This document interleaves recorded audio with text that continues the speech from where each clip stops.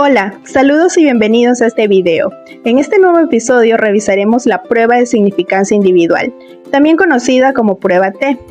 Tranquilo, sé que te parece muy largo el título y te lo imaginas complicado, pero es más sencillo de lo que parece. Te lo explicaremos paso a paso para que comprendas de manera clara y entendible. Bueno, ahora sí, iniciemos.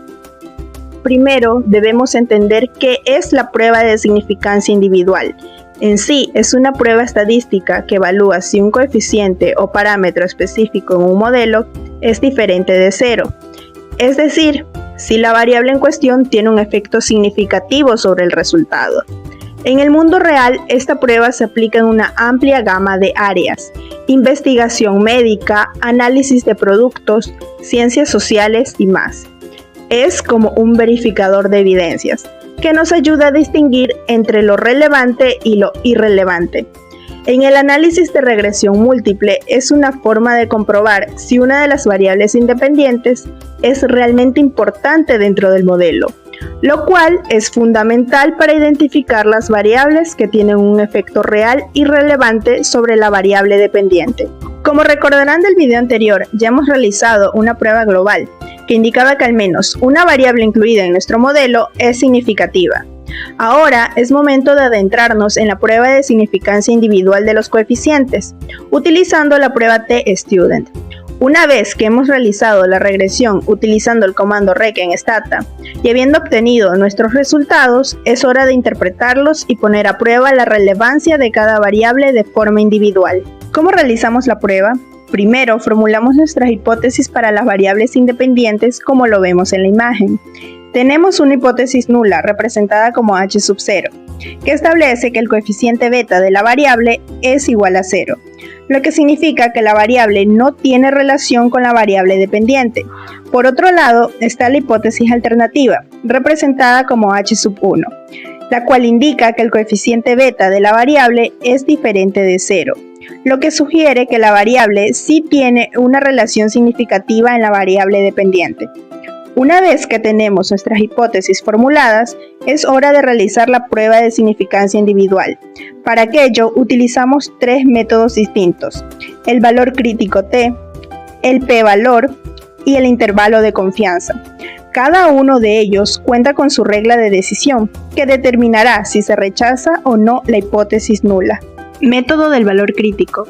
Para este método se necesitará dos elementos: el valor crítico y el t estadístico. El valor crítico es el punto de división que separa la región de rechazo y no rechazo de la hipótesis nula. Para calcularlo necesitamos dos elementos: el nivel de significancia y los grados de libertad. El nivel de significancia representa la probabilidad de rechazar la hipótesis nula cuando es verdadera. Generalmente en las ciencias sociales se utiliza un nivel de significancia del 5%, es decir, 0,05, siendo un nivel de confianza del 95%. Los grados de libertad se calculan a partir del número de observaciones, representadas por la letra n, y el número de variables independientes en nuestro modelo, representadas por la letra k, las cuales se presentan con la fórmula n-k+1. Existen dos formas de hallar el valor crítico: la primera forma por medio de la tabla de distribución T y la segunda por la fórmula de Excel, en la cual se necesita el nivel de significancia y los grados de libertad. Para una forma más sencilla y práctica, utilizaremos la segunda forma para hallarlo, donde n, que es el número de observaciones, es 46, k, que es el número de variables independientes, es 8. Con esto, los grados de libertad da como resultado 37. Una vez que aplicamos la fórmula de Excel, tenemos 2,026 como valor crítico. Ahora, el segundo elemento que necesitaremos es el t estadístico, que es una medida utilizada en las pruebas de hipótesis cuando los datos siguen una distribución t. Para calcularlo de manera manual, se utilizará la fórmula en donde para determinar el t estadístico de cada variable, se deberá dividir su coeficiente de determinación y el error estándar del coeficiente. Regla de decisión. Cabe recalcar que se tomará en cuenta el signo del t estadístico, ya sea positivo o negativo para cada caso, se evaluará por medio de la regla de decisión. Para la cola derecha con signo positivo, si el valor real del t estadístico es mayor al t crítico, se rechaza la hipótesis nula y se acepta la hipótesis alternativa. Si el valor real del t estadístico es menor al t crítico, no rechazo la hipótesis nula. Para la cola izquierda con signo negativo, si el valor real del t estadístico es menor al t crítico, se rechaza la hipótesis nula y se acepta la hipótesis alternativa, puesto que está en la región de rechazo. Asimismo, si el valor real del t estadístico es mayor al t crítico, no rechazo la hipótesis nula. Método del p-valor. Para este método se necesitará dos elementos, el p-valor y el alfa, el cual es el nivel de significancia. El p-valor indica la probabilidad de obtener el resultado observado si la hipótesis nula fuera cierta, mientras que el alfa recordemos que representaba la probabilidad de rechazar la hipótesis nula cuando es verdadera. Además que hemos utilizado un alfa del 5%, es decir, 0,05. Regla de decisión. Si el valor p es menor o igual al alfa, rechazo la hipótesis nula y acepto la alternativa. Y si el valor p es mayor al alfa, no rechazo la hipótesis nula. Por último, en la tercera forma de evaluación tenemos al método de intervalo de confianza.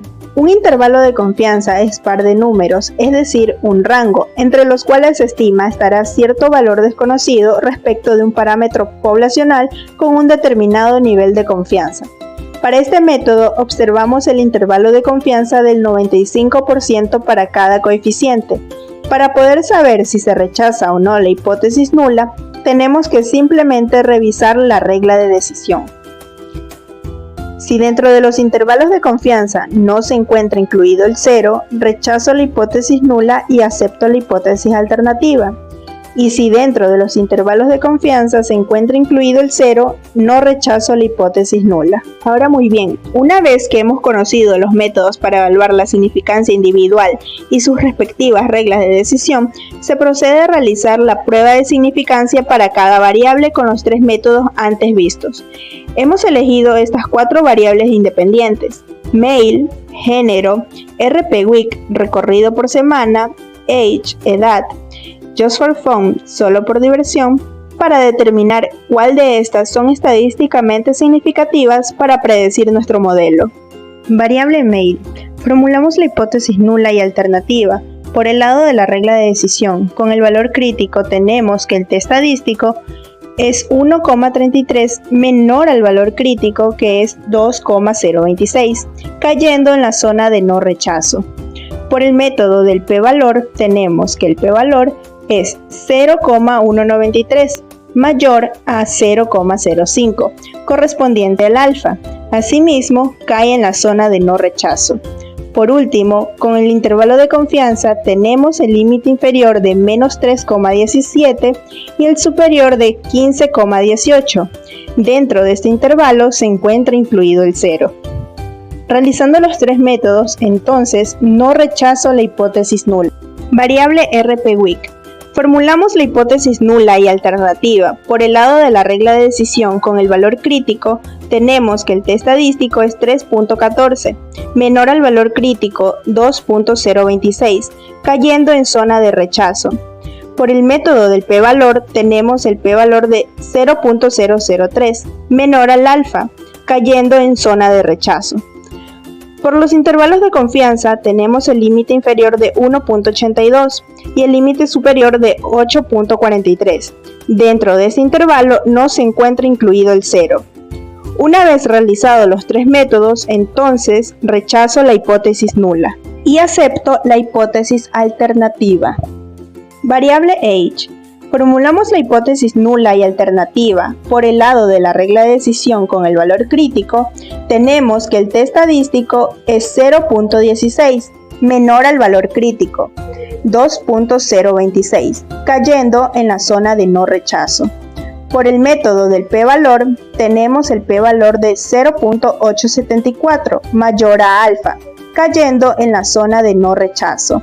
Por los intervalos de confianza tenemos el límite inferior de 0.34 y el límite superior de 0.40. Dentro de este intervalo se encuentra incluido el 0. Una vez realizados los tres métodos, entonces concluimos que no rechazo la hipótesis nula. Variable just for fun. Formulamos la hipótesis nula y alternativa. Por el lado del valor crítico tenemos que el t estadístico es menos 2.13, menor al valor crítico menos 2.026, cayendo en la zona de rechazo. Por el método del valor p, tenemos el valor p de 0.04, menor a alfa, cayendo en la zona de rechazo. Por los intervalos de confianza tenemos el límite inferior de menos 36.167 y el límite superior de menos 0.92. Dentro de ese intervalo no se encuentra incluido el 0.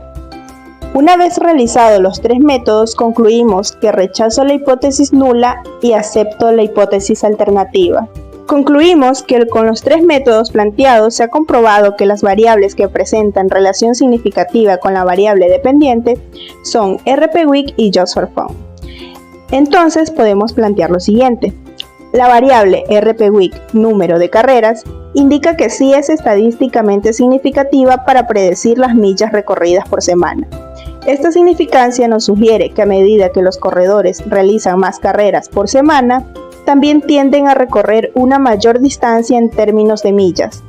Asimismo, la variable Just for Fun, solo por diversión, es estadísticamente significativa. Esto puede deberse a que los corredores que solo corren por diversión están más motivados para entrenar y correr largas distancias.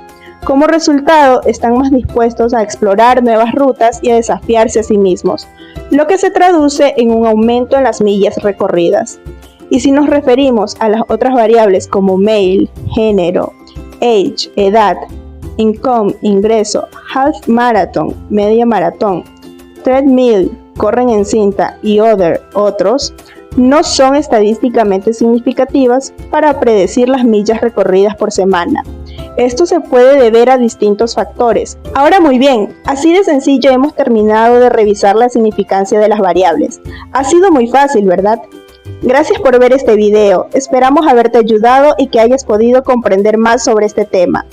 Quédate revisando los próximos videos, esto aún no acaba, descubrirás nuevos temas que sé que te gustarán y te serán de utilidad.